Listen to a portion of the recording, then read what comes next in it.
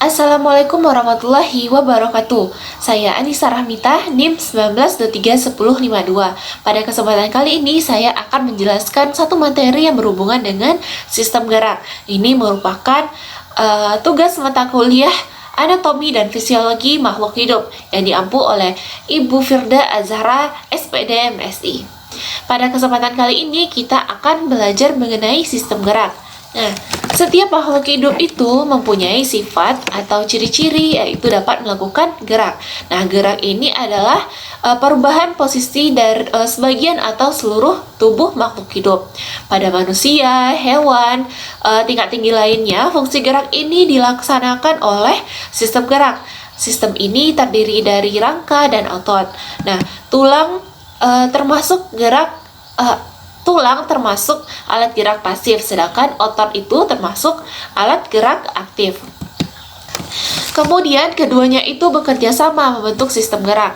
Nah, persamaan lingkungan hidup, kebiasaan perilaku hewan dan manusia, itulah yang membedakan struktur yang berbeda dari setiap sistem gerak hewan maupun manusia tersebut.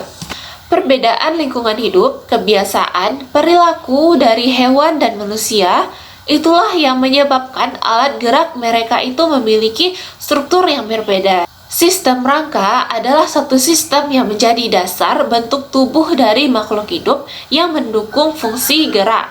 Nah, susunan dari sistem ini terdiri dari rangkaian tulang dan jaringan ikat berupa tendon, ligamen. Tidak seperti dengan organ tubuh lainnya, tulang memiliki tekstur yang keras dan sangat padat.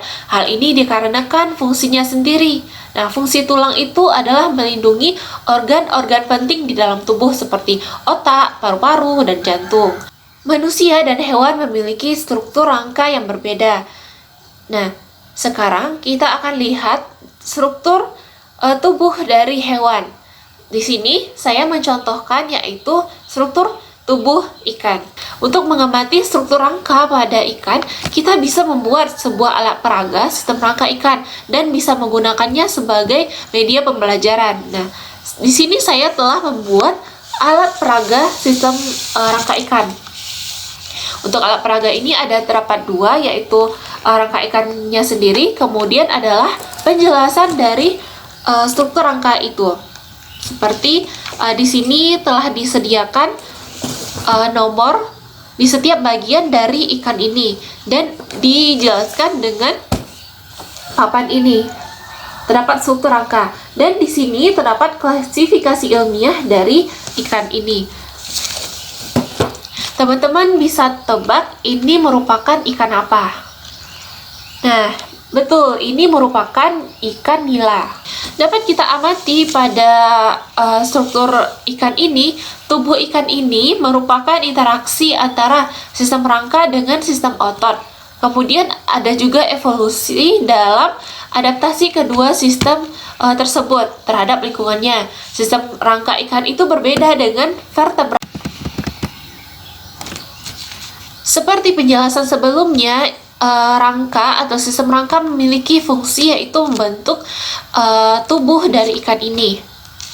Nah, rangka ikan pada seperti golongan vertebrata lainnya itu berfungsi untuk menegakkan tubuh dan menunjang dan menyokong organ-organ tubuh serta berfungsi pula dalam proses pembentukan darah merah.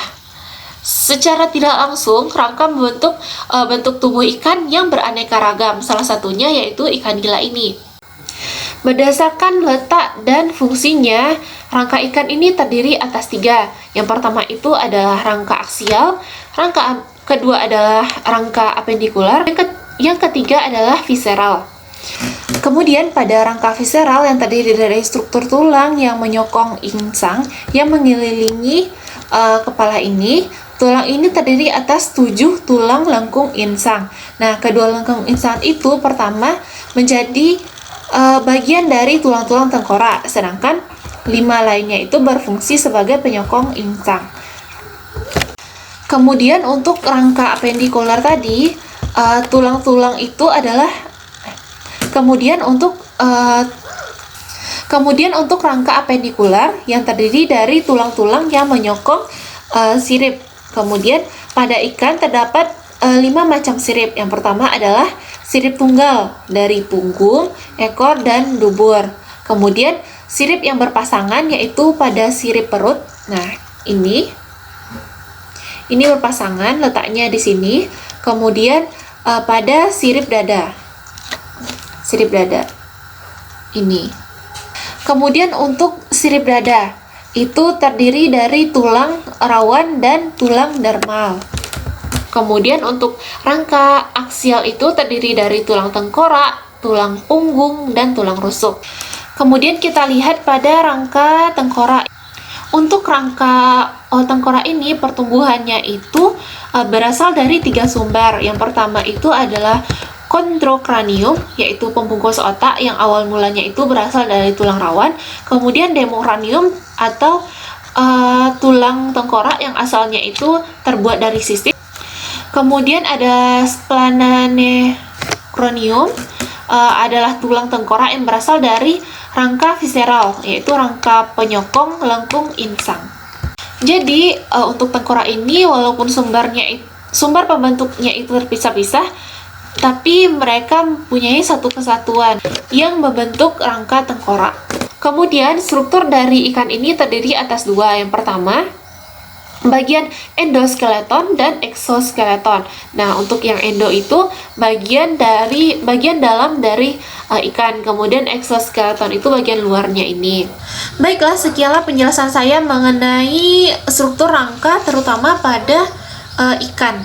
Semoga dengan dibantunya pembelajaran struktur rangka ini dengan menggunakan alat peraga sederhana ini, kita dapat memahami bagian-bagiannya, struktur, kemudian juga fungsi dari sistem rangka. Sekian penjelasan dari saya. Terima kasih. Assalamualaikum warahmatullahi wabarakatuh.